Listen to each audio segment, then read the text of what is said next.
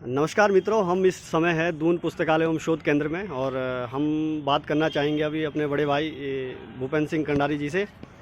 तो भाई साहब से हम कुछ आगामी चुनाव के बारे में और उनसे संबंधित उनके इस राज्यों पे हो रहे समसामयिक मुद्दों को लेकर के जो वो हमेशा विख्यात रहे हैं, तो उनमें से आपको हमेशा भाई साहब हमने बेरोज़गारी की लड़ाई लड़ते हुए देखा है। बेरोज़गारी को आप किस नज़र से देखते हैं? दरअसल उत्तराखंड राज्य की अवधारणा था।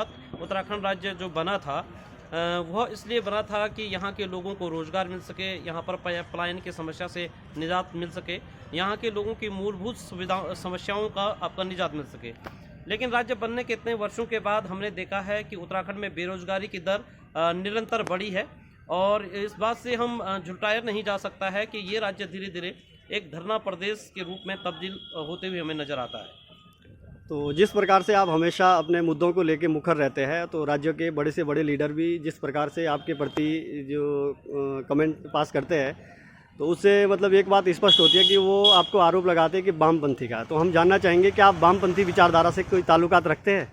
दरअसल वामपंथी पार्टियों से मेरी किसी वामपंथी पार्टी से कोई सदस्यता नहीं है और जहां तक अगर लोगों को ये लगता है कि सही के खिलाफ आवाज़ उठाना, अपने हकों की बात करना और यहाँ तक कि जो अपने अधिकारों की बात करे, अगर वो वामपंथ है तो मैं उस विचारधारा के साथ बिल्कुल खड़ा हूँ।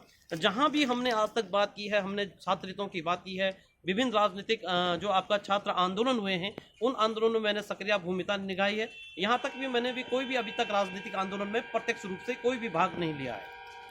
और जिस प्रकार से आगामी चुनाव 2022 में होने जा रहे हैं, तो उस चुनाव में आपकी क्या भूमिका होगी और आप इस चुनाव को किस अंदाज में देखते हो? दरअसल आगामी जो उत्तराखंड में सन 2022 का चुनाव है वो उत्तराखंड में 5वीं विधानसभा का चुनाव है।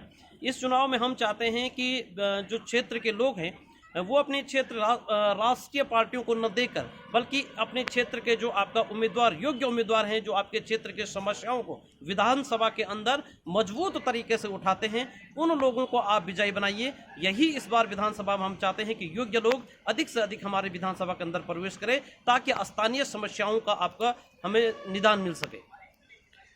तो क्या आप इस बार राजनीतिक रूप से या किसी पार्टी से या निर्दलीय रूप से क्या चुनाव में अपना प्रतिभाग करेंगे? दरअसल अभी वर्तमान समय में जिस विधानसभा से मैं ताल्लुक़ रखता हूं वो विधानसभा रिजर्व है, इसलिए मेरा चुनाव लड़ने का अभी कोई विचार नहीं है। लेकिन मैं व्यक्तिगत रूप से, निजी तौर से या व्यक्तिगत रूप से जो उत्तराखंड के कुछ विधानसभाओं में योग्य प्रत्याशी जो चुनाव लड़ रहे हैं उन्हें निश्चित रूप से मैं अपना समर्थन दूंगा। यकीनन आप अपने मुद्दों को लेकर के जैसे मुखर रहे हैं और आप ऐसे होते आए हैं और युवाओं के लिए आप प्रेरणा स्रोत है और आप अपना हमेशा से ही योगदान जिस तरीके से दे रहे हैं, तो आप जैसे युवाओं की राजनीति में ज़रूरत है। तो शायद मुझे लगता है कि आप लोगों को इस चुनाव में भी कुछ अपना एक अलग और यूथ को लेके जो जिन मुद्दों पे आप हमेशा मुखर रहे हैं, तो शायद ये क्या चुनाव में काम कर सकते हैं? बिल्कुल सर, यहाँ का जो नौजवान पढ़ा हुआ वर्ग है वो भली भांति जानता है कि कौन सी सरकार हमारे हित में है, कौन सी सरकार हमारे अहित में है। युवा को आप आज के वर्तमान जो दौर है उस दौर में आप युवा को ठगा नहीं सकते हैं, झुटला नहीं सकते हैं। युवा अपने हितों को बहुत अच्छी तरह से जानता है और युवा ये भी जानता है सन 2022 के चुनाव में कौन सरकार हमारे लिए ज़्यादा अच्छा काम कर सकती है युवा के फेवर में। निश्चित रूप से युवाओं से मेरा व्यक्तिगत आग्रह है कि वो अपने जीवन या अपने फ्यूचर को देखते हुए जरूर जो सरकार आपको रोजगार दे सके, ऐसी सरकार का आप लोग निश्चित रूप से चुनाव करें। बहुत बहुत धन्यवाद। धन्यवाद सर आपका।